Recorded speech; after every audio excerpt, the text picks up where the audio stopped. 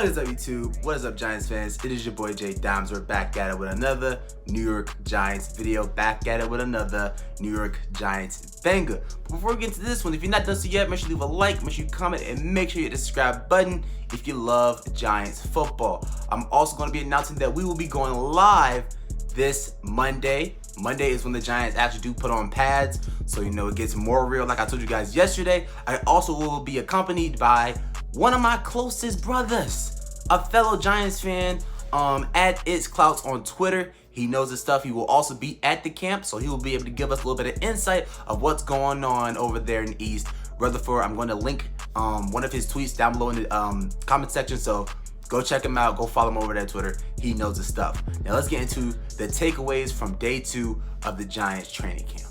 Now let's get into the Giants offense. Now the offense, from what I've been seeing, what I've been hearing, started off a little slow, but to end the practice, Daniel Jones went 6 of 7 with touchdowns to Richie James and Darius Slayton. Kenny Galladay, a lot of people said that he dropped the pass. When you look at it, it really wasn't a drop of a pass. It was more of Julian Love making a pretty decent play on the ball. And Wan'DaleRobinson and Kadarius Toney. Now these two studs right here, yes, I said studs, are already making their names known in Giants camp. They're already starting to get raves. Kadarius Toney's already out here making plays. Kadarius Toney right now is looking like the Giants' #1 wide receiver, if we're being honest. Wan'DaleRobinson is already impressing coaches, already impressing reporters, stuff like that. As a rookie, he's having a very strong start to his training camp. And back to Kadarius Toney, he is looking like our #1 wide receiver right now. He really is. And when we're getting into Brian Daboll and how they're going to be using these guys, I think it was near the end of practice where Brian Daboll had Wan'DaleRobinson and Kadarius Toney practicing routes outside at the running back position. At the running back position. That's to tell you that they are about to use these guys in so many variety of ways. And if you're a linebacker and you're looking at Wan'DaleRobinson and Kadarius Toney in a 2-back set out of the backfield, it's looking pretty scary for opposing defenses if we're being 100% honest. Now let's get into Darius Slayton. Should we just trade him to Jacksonville? Like, let's be honest, should we just trade him to Jacksonville? If you did not hear, Evan Ingram had his world famous tipped interception to another defender over there in Jacksonville's practice today. But with Darius Slayton, man, it was Tyrod Taylor. He was forced kind of out of the pocket. He made a great move getting out of the pocket, throws the ball on the run, and it goes right through Darius Slayton's hands. Right through his hands. And he already had a kind of, struggle in minicamp. That's freaking minicamp. You're not even doing anything for run minicamp. Already been struggling in minicamp, while Richie James and Colin Johnson, the guys that you would think would be behind Darius Slayton, are actually having better camps than him. Richie James actually had a touchdown pass actually a touchdown catch, but he was going against Darnell Holmes, who's been having a pretty decent camp in the first 2 days, and he literally just cooked him. He just cooked him on a nasty route. Colin Johnson, I'm hearing that he's having a pretty decent camp, but Darius Slayton is still out here dropping passes. Still out here dropping passes. We cannot have that. We cannot have Darius Slayton out here dropping passes. When we let Evan Ingram walk in free agency, our drop issues should have been out of the door. But with Darius Slayton still on the roster, it seems like they are not out of the door just yet. It doesn't seem like they're out of the door just yet. And Darius Slayton is someone who has great speed. He has the speed to take the top off of the defense, but he can't catch the football.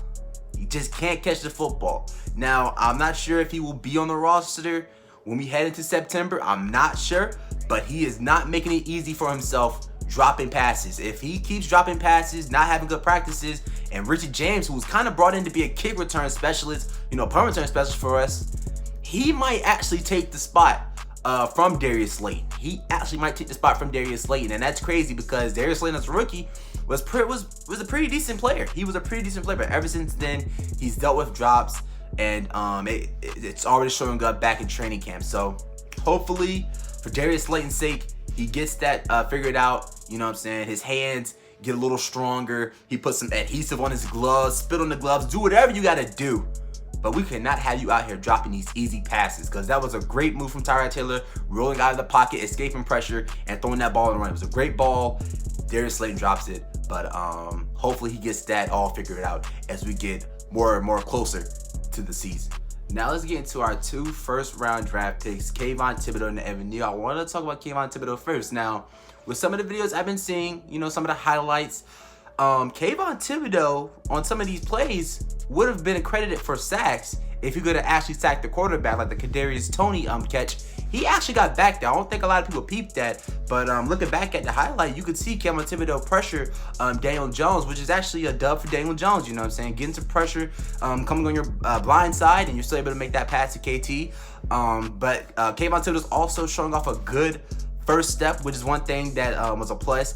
We were talking about him during the draft season, and he's already showing that early in training camp. Now, when the pads come on, it's gonna be a little bit, harder to make that quick of a step. But either way, I'm liking what I'm hearing. The defense can't really do a lot against the offense right now. But I'm really expecting Kayvon Thibodeaux to show what he can really do when he actually can, get credited for sacks, actually show what he can do as a pass rusher. Now, Evan Neal, I was in the Entertainers live stream earlier today, and he was talking about how freaking monstrous Evan Neal is. And when you look at him, he is a monster.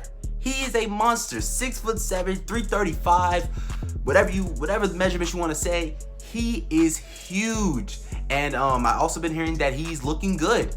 I think Kayvon Thibodeaux and him were going up against each other in 11v11, and Kayvon Thibodeaux was doing pretty. Evan Neal was doing pretty decent in pass protection versus him. So I'm just liking how we're iron sharpens iron. I like Kayvon Thibodeaux going up against Andrew Thomas. And when Azeez Ojulari comes back, I like to see Evan Neal, the rookie, go up against Azeez Ojulari. But Evan Neal, from what I've been hearing, seeing Leonard Williams saying that he's catching on very, very fast. So I just like to hear it. I just love to hear it. But that was really it for everything that I've seen. Pads on Monday. I'm also going to be live Monday, so definitely I would really appreciate it if you stop past, talk a little bit of Giants with me and my special guest, It's Clouds, on Twitter. Again, I will be linking one of his tweets down below in the comment section, so you go check him out, go give him a follow, because he knows his Giants football. But that's going to do it. If you enjoyed this video, leave a like, comment, hit the subscribe button, and until then, it's been your boy Jay Dimes, and we are out. Go Giants.